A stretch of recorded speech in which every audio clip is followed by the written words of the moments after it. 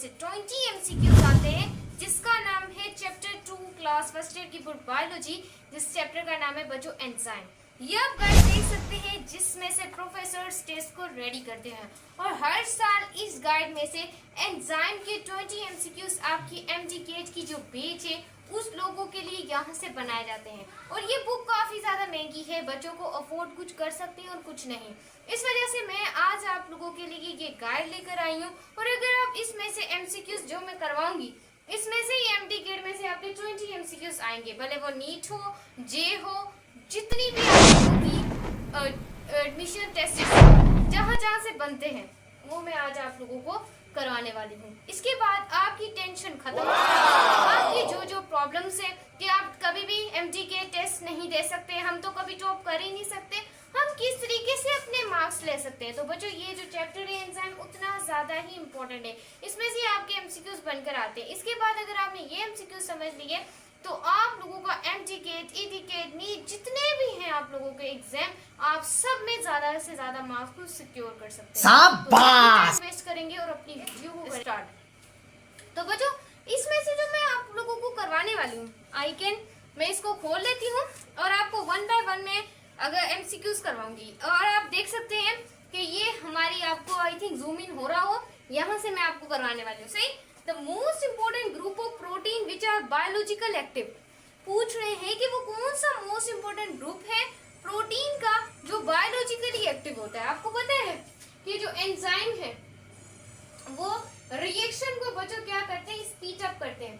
Speed up करने का जो काम है वो कौन करते हैं, एंजाइम। और एंजाइम ग्लोबुलर प्रोटीन से बने होते हैं, यानी कि प्रोटीन नेचर होते हैं। और ग्लोबुलर प्रोटीन की स्ट्रक्चर कैसी होती है बच्चों, टर्शरी। तो इसका सही ऑप्शन बच्चों क्या होगा, enzyme. All of the following characteristic enzyme की हैं, लेकिन वो कौन सी कैरेक्टरिस्टिक है जो एंजाइम की नहीं है बच्चों। ये एमसीक्यूज एमडीकेट में होगा। एंड सेकंड एमसीक्यूज, कौन सी सारी एक्टिविटी लेकिन एंजाइम की कौन सी एक्टिविटी नहीं है, पूछ रहे हैं। A option protein by nature, ये तो बिल्कुल सही है। उसके बाद बच्चों इंक्रीज द एफिशिएंसी, वो बिल्कुल सही है। ग्लोबुलर स्ट्रक्चर सही है, लेकिन ये केमिकल रिएक्शन को स्टार्ट नहीं करवाता, क्योंकि मैंने आपको पढ़ाया है बच्चों। सेकंड एक्टिवेशन एनर्जी होती है जो केमिकल रिएक्शन को बच्चों क्या करवाती है, स्टार्टअप करवाती है। एंजाइम रिएक्शन को स्टार्ट नहीं करवाते, याद रखिएगा। सेकंड एमडीकेट, नीट, ईडीकेट, MCQs. And third non protein part of enzyme, ये तो हर साल ही पूछा जाता है आप लोगों का। वो बच्चों क्या होता है आपका, कोफैक्टर। क्या होता है बच्चों, कोफैक्टर। उसके बाद if a non protein part, ध्यान सुनिएगा, वो कौन सा बच्चों नॉन प्रोटीन पार्ट है जो कोवेलेंटली बॉन्डेड होता है, कोवेलेंटली बॉन्डेड होता है, इट इज नोन एज। आपको पता है, आपको जो कोफैक्टर है उसके दो टाइप होते हैं, एक बच्चों कोएंजाइम होता है और सेकंड बच्चा होता है प्रोस्टेटिक ग्रुप। आई होप आपने पढ़ा। और जो कोवेलेंटली बॉन्डेड होता है ना आप लोग, बहुत ज्यादा बॉन्डेड जो होता है, ये लूजली बॉन्डेड होते हैं, याद रखिएगा। लेक्चर नहीं है फिर भी मैं डिटेल में आपको पढ़ा रही हूँ। ये लूजली बॉन्डेड होते हैं, लेकिन बच्चों ये जो होते हैं ना ये कोवेलेंटली बॉन्डेड होते हैं। तो इसका राइट ऑप्शन होगा बच्चों प्रोस्टेटिक ग्रुप। कौन सा, प्रोस्टेटिक ग्रुप। नेक्स्ट बच्चों देखते हैं, cofactor possess all the following characteristic. Cofactor आपको पता है नॉन प्रोटीन पार्ट है, इसमें से फॉलोइंग कैरेक्टरिस्टिक उसकी दी हुई है, लेकिन वो कौन सी कैरेक्टरिस्टिक है जो इसकी नहीं है। तो बच्चों प्रोटीन बाय नेचर वो तो है ही नहीं, ये गलत है, पहले ही मुझे मिल गया। देखिए अगर आपका कॉन्सेप्ट बच्चों क्लियर हो ना, एमडीकेट तो ईकेट हलवा ही है, बता रही हूँ सच में। प्रोवाइड सोर्स ऑफ एनर्जी, ये याद रखिएगा, कोफैक्टर प्रोवाइड करता है सोर्स, क्योंकि ये फंक्शनल वर्क करता है। विटामिन का रॉ मटेरियल भी मैंने आपको बताया था। उसके बाद ये रिक्वायर्ड स्मॉल क्वांटिटी में आपका होता है, तो ऑप्शन ए इसका गलत है, सही, बाकी सारे सही है। An enzyme with its coenzyme of positive group remove. अगर हम मजे वाला एमसीक्यू, अगर बच्चों कोएंजाइम से क्या बोल रहा है, अगर कोएंजाइम से प्रोस्टेटिक ग्रुप को रिमूव कर दें तो वो क्या कहलाएगा। Option A apo enzyme, option B holo enzyme, option C activator, option D bio catalyst. क्या कहलाएगा बच्चों, बताएं, जल्दी बताएं। देखिए बच्चों अगर आप एपो एंजाइम में से कोफैक्टर को निकाल दें तो वो अपना फंक्शनल वर्क करना छोड़ देगा, तो वो आपके पास क्या कहलाएगा बच्चों, एपो एंजाइम। क्योंकि होलो एंजाइम में आप दोबारा कोफैक्टर के ग्रुप को क्या करते हैं, ऐड करते हैं। ये कॉन्सेप्चुअल बच्चों एमसीक्यूज है, बहुत ज्यादा अच्छे हैं। यहाँ से तो बन के आता है। आपके सर जो है ना वो पुराने एमटीकेट उठा के देते थे भाई, पुराने वाली तो बात ही नहीं पूछी जाती, वहाँ पे न्यू चीजें पूछी जाती हैं। उसके बाद है an enzyme with its coenzyme is known as, जो एंजाइम है उसे हम कोएंजाइम क्यों कहते हैं? क्योंकि वो होलो एंजाइम होते हैं। ये कोई पूछने वाली बात है? इस वजह से होलो एंजाइम कहते हैं क्योंकि बच्चों एक्टिवेटिंग जो एंजाइम होते हैं उनमें पॉलीपेप्टाइड चेन होती है और वहां पर कोफैक्टर को आप क्या बोलते हैं? Holo enzyme. सही है बच्चों। उसके बाद है a characteristic of an enzyme, वो यहाँ से सारी कैरेक्टरिस्टिक एंजाइम की, लेकिन बताएं सारी कैरेक्टरिस्टिक यहाँ पर दी हुई है। क्या enzyme not use by chemical, कभी भी केमिकल रिएक्शन को नॉट स्टार्ट नहीं करते, बिल्कुल सही बात है। लोअर द एक्टिवेशन एनर्जी, बिल्कुल सही बात है बच्चों, इसमें डरने की बात है? Never, not. उसके बाद स्पेसिफिक होते हैं अपने एक्शन में, सही तो आलियन सही है, ऐसे भी एमसीक्यूज आएंगे। The enzyme that are integral part of ribosome catalyse, यहाँ पर एंजाइम का इंटीग्रल आपने पार्ट बताना है जो राइबोसोम्स कैटालाइज है। आपको पता है बच्चों, यहाँ पे आपने वो पार्ट बताना है। तो एंजाइम इन्वॉल्व होते हैं प्रोटीन को सिंथेसाइज, क्योंकि वो इंटीग्रल पार्ट है। तो राइबोसोम का काम क्या है? प्रोटीन को फिक्स वजह से जिसे फैक्टर्स ऑफ प्रोटीन कहते हैं बच्चों। इसका जो सही ऑप्शन है वो है synthesise of protein. Enzyme ribosome catalyse है जो इंटीग्रल पार्ट होता है। उसके बाद है बच्चों यहाँ पर which statement about enzyme is not true, ये यहाँ पर आपने स्टेटमेंट बतानी है जो कि एंजाइम के लिए गलत है, सही नहीं है। दे कंसेक्स ऑफ प्रोटीन, क्या एंजाइम प्रोटीन को कंसेक्स करते हैं विद और विदाउट कोफैक्टर, तो ये भी बिल्कुल सही है। उसके बाद दे change the rate of catalyse reaction, ये भी बिल्कुल सही है। दे आर सेंसिटिव होते हैं, आपको पता है पीएच के साथ, टेम्परेचर के साथ, concentration of substrate, concentration of enzyme, ये सब मैंने आपको पढ़ाया है। आप ऑन शोर देख सकते हैं, 2000 लोगों से ज्यादा 2000 लोगों ने देखी है, तो आप भी देख सकते हैं, कॉन्सेप्ट को हासिल कर सकते हैं। लेकिन ये यहाँ पर दे रहा नॉन स्पेसिफिक, क्योंकि एंजाइम अपने एक्शन में स्पेसिफिक होते हैं, तो ये डी वाला ऑप्शन गलत है। बाकी बच्चों मैं आप लोगों को यहाँ पर करवाती हूँ, जो कि इम्पोर्टेंट एमसीक्यूज है वो मैं आपको यहाँ नहीं करवा सकती, दिखा के करवाती हूँ। तो चलते हैं मोबाइल की स्क्रीन पर। सो स्टूडेंट्स आ चुके हैं अपने एमसीक्यूज नंबर 11 की तरफ। तो एंजाइम रिस्पॉन्सिबल होते हैं सेलुलर रेस्पिरेशन के आर फाउंड इन, यानी कि एंजाइम रिस्पॉन्सिबल होते हैं सेलुलर रेस्पिरेशन आर फाउंड इन।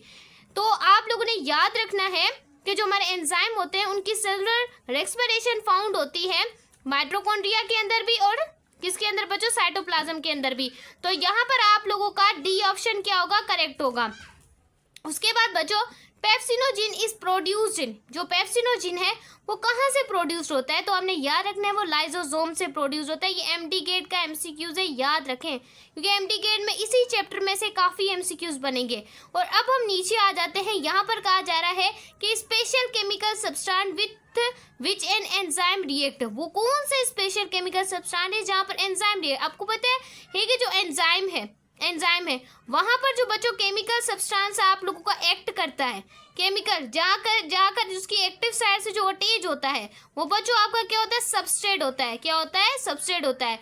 ये क्या होते हैं? एवरी एंजाइम वर्चुअली और फिर स्पेसिफिकली, यानी कि आपको पता है कि बच्चों एक्टिव साइड की दो साइड होती हैं, एक बेंडिंग साइड और कैटालिटिक साइड। अब जो आप लोगों की बेंडिंग साइड होती है वहां पर वो सबस्ट्रेट को रिकॉग्नाइज करती है। तो स्पेशल जो सब्सटेंस है, जो केमिकल सब्सटेंस, वो आपका सबस्ट्रेट है जो एंजाइम के साथ आके रिएक्ट करता है।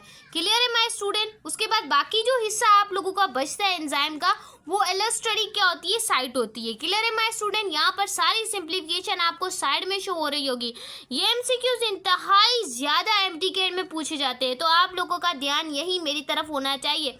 उसके बाद है बच्चों the catalytic activity of an enzyme restricted, जो आपको बेंडिंग साइड और मैंने कैटालिटिक जो एक्टिविटी होती है एंजाइम में वो कहाँ पर रिस्ट्रिक्टेड होती है? बच्चों जो यहाँ पर रिएक्शंस होते हैं, यानी कि कैटालिटिक एक्टिविटी वो आपकी एक्टिव साइड होती है जहाँ पर आगे सारे रिएक्शंस होते हैं। मैंने आपको बताया एक्टिव साइड की दो साइड बेंडिंग साइड है, यानी कि एक में सबस्ट्रेट रिकॉग्नाइज होता है, दूसरे में रिएक्शन होता है। तो यहाँ पर आप सिंप्लीफिकेशन भी दे, एंजाइम कंपोज होते हैं 100 से अमाइनो एसिड्स के। हाउएवर यहाँ पे catalytic activity enzyme restricted decimal portion है, स्ट्रक्चर है बच्चों, जिसे आप क्या बोलते हैं? एक्टिव साइड बोलते हैं। उसके बाद है नीचे MCQs number 16, the active side of enzyme is a, यहाँ पर एक कैविटी विथ, आपको पता है कि एंजाइम आप लोगों का क्या होता है, 3 डायमेंशन। क्यों 3 डायमेंशन होता है? क्योंकि एंजाइम किसके बनने होते हैं, प्रोटीन के। और वो जो बच्चों प्रोटीन होता है वो बच्चों होता है, यहाँ पर मैं आपको बता देती हूँ, ग्लोबुलर प्रोटीन। और जो ग्लोबुलर प्रोटीन होता है वो 3 डायमेंशन होता है, 3 डायमेंशन होता है। मैंने चैप्टर नंबर 1 में आपको स्टडी करवाया है। उसके बाद वो कौन सी चार्ज बेरिंग साइट है, ये MDK में पूछा जाता है, जो कि एंजाइम जिसके साथ रिएक्ट करता है उसका सबस्ट्रेट, तो वो आपकी एक्टिव साइट ही होगी। क्लियर है माय स्टूडेंट? मैं थोड़ा मोबाइल को नीचे ले आती हूँ। The reason in active side of an enzyme that recognise a proper substrate, वो कौन सी एक्टिव साइड है, मैंने अभी पहले ही आपको MCQ डिस्कस करवा दिया। देखिए नीचे भी आ गया है कि जो हमारे पास कौन सा रीजन है एक्टिव साइड का जहाँ पर एंजाइम रिकॉग्नाइज करते हैं अपने प्रॉपर सबस्ट्रेट को, तो वो आप लोगों के बच्चों क्या होती है, बेंडिंग साइड, जहाँ पर रिकॉग्नाइज करता है आपका क्या बच्चों, सबस्ट्रेट। क्लियर है माय स्टूडेंट? उसके बाद active side of an enzyme, जो एक्टिव साइड होती है एंजाइम की, वो डिटरमाइन करती है स्ट्रक्चर और स्पेसिफिकली एंजाइम के लिए, ये आपने याद रखनी है। बच्चों थोड़ा सा शोर आ रहा है, मैं कुछ नहीं कर सकती आप लोगों के लिए। मैं इतनी मतलब कि मेहनत से शूटिंग कर रही हूँ, फिर भी हमारे घर के बच्चे चुप नहीं करते। थोड़ा सा आपने मिनिमाइज कर लेना है अपनी टीचर के लिए। उसके बाद हम थोड़ा सा नीचे आ जाते, वरना ये आप लोगों के लिए आज वीडियो शूट ना हो पाती, क्योंकि मेरे खुद के टेस्ट चल रहे हैं। बच्चों एंजाइम रिक्वायर होते हैं type of media for their action, वो कौन सा एंजाइम रिक्वायर होता है, कौन से टाइप का मीडिया होता है, वो आपके पास क्या होता है, एक्वास सोल्यूशन। उसके बाद बच्चों according to the lock and key model enzyme activate site of an enzyme, यानी कि कौन सी, आपको पता है लॉक एंड की मॉडल के अकॉर्डिंग ईमेल फिशर ने जो 1890 में दिया था, उसने कहा था कि एक्टिव साइट रिजिड होती है, यानी कि रिजिड होती है, यानी कि अपना कोई भी एंजाइम अपने स्ट्रक्चर को एक जैसे प्रॉपर ताले को खोलने के लिए प्रॉपर की जरूरत होती है, ऐसे ये मॉडल है। सही है बच्चों? हम थोड़ा सा नीचे आ जाते हैं। यहाँ पर खोस्टेड इंड्यूस फिट मॉडल पर्पज, जो खोस्टेड इंड्यूस फिट मॉडल है वो किसने मतलब कि किस तरीके के अकॉर्डिंग है, उन्होंने ये बताया था आप लोगों के सबस्ट्रेट इंड्यूस, यानी कि सबस्ट्रेट यानी कि एंजाइम चेंज करता है अपने साइड के सबस्ट्रेट, जिससे भी आकर क्या हो जाए वहाँ पर अटैच हो जाए। उसके बाद बच्चों यहाँ पर हमारे पास है कि एंजाइम सेंसिटिव होते हैं बच्चों, ऑल ऑफ देम। दूसरे MCQ नंबर 24 माशाल्लाह से लाइक सब्सक्राइब फिर से वॉल्यूम कर दीजिएगा, भूलिएगा मत। Which factor can increase the number of active site and to increase the rate of reaction, वो कौन सा फैक्टर है जो इंक्रीज करता है नंबर ऑफ एक्टिव साइट को और रेट ऑफ रिएक्शन को, तो आपको याद रखना है वो एंजाइम की कंसंट्रेशन होती है। उसके बाद है what if you add more substrate, अगर आप मोर सबस्ट्रेट्स को ऐड करते जाएंगे एक्टिव साइड में, तो अक्यूरिंग एस्मेटिव जो रिएक्शन होगा वो नो इफेक्ट होगा रेट ऑफ रिएक्शन से। तो ये पॉइंट को आप सेचुरेशन बोलते हैं, आप पढ़ लीजिएगा, साइड में सारी डेफिनेशन लिखी हुई है। ये बुक बहुत ज़्यादा महंगी है, आई थिंक किसी की अफोर्डेबल हो, लेकिन मैं आपकी टीचर हूँ, मैंने आप लोगों के लिए अफोर्ड कर ली है, इस वजह से लाइक सब्सक्राइब लाजमी करना है। The temperature at which enzyme can work in the maximum rate, आपको पता है कि एंजाइम का एक ऑप्टिमम बच्चों टेम्परेचर इस तरीके से एक ऑप्टिमम पॉइंट होता है जहाँ पे वो मैक्सिमम हो जाता है, तो ये ऑप्टिमम होगा। The effect of temperature which D nature enzyme, यानी कि वो कौन सा इफेक्ट है टेम्परेचर का जब एंजाइम डी नेचर हो जाते हैं। जब increase of vibration enzyme atom को यानी कि बढ़ाते उसे सबस्ट्रेट देते जाएंगे तो एंजाइम डी नेचर। आपको पता है जो एंजाइम होता है वो डी नेचर होता है तो दोबारा कभी बच्चों सही नहीं होता, लेकिन आपका जो एंजाइम है वो दोबारा से इनएक्टिव हो जाए तो सही हो सकता है, लेकिन डी नेचर एंजाइम की, क्योंकि वहाँ पे डाइसल्फाइड बॉन्ड बच्चों ब्रेक हो जाता है। थोड़ा सा मैं नीचे आ जाती हूँ। On which factor can effect the enzyme action by bond breakage, वो कौन सा फॉलोइंग फैक्टर है जो इफेक्ट करता है एंजाइम को बॉन्ड के ब्रेक होने में। बच्चों वो याद रखना है वो एंजाइम कंसंट्रेशन है, सॉरी पीएच वैल्यू है। कौन सी बच्चों? PH value, power of hydrogen. Pepsin required on acid media, बच्चों ये MDK में आता रहता है, इसकी पीएच को आपने याद रखना है। पेप्सिन रिक्वायर्ड जो एसिड मीडिया है विथ पीएच कब होता है? 5.50 उसकी होती है। One of the following is the not inhibitor, इसमें से आपको बताना है कि कौन सा इनहेबिटर नहीं है, वो वाइटामिन है। थोड़ा सा मैं नीचे आ जाती हूँ। इरिवर्सिबल जो इनहेबिटर है वो चेक करता है रोल ऑफ एंजाइम को, वो कौन है बच्चों? ऑल ऑफ देम है। उसके बाद है the inhibitor which similarity with the substrate, वो कौन सा इनहेबिटर है जिसकी सिमिलरिटी होती है सबस्ट्रेट के साथ, वो कॉम्पिटेटिव इनहेबिटर। एक इनकॉम्पिटेटिव थे और एक इनकॉम्पिटेटिव थे, मैंने आपको स्टडी करी ये इनहिबिटर की टाइप थी, एक तो कॉम्पिटिशन करती है दूसरी नहीं करती, तो ये कॉम्पिटेटिव है। सही है। उसके बाद है the rate of catalytic reaction, यानी कि जो कैटालिटिक रिएक्शन है एंजाइम का उसका रेट, तो बच्चों वो कभी भी रिड्यूस नहीं होता जो कि इनहिबिटर होते हैं।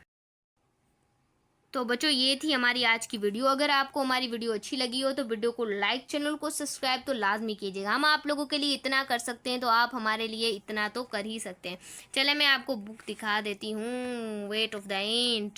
चलिए मैं थोड़ा सा ऊपर आती हूँ। ये देखें, medical college how to prepare, देख सकते हैं। यहाँ से मैंने आपको MCQs करवाए। ये काफ़ी ज़्यादा महंगी है, कोई अफोर्ड कर सकता है, कोई नहीं। वीडियो अच्छी लगे वीडियो को लाइक, चैनल को सब्सक्राइब करना।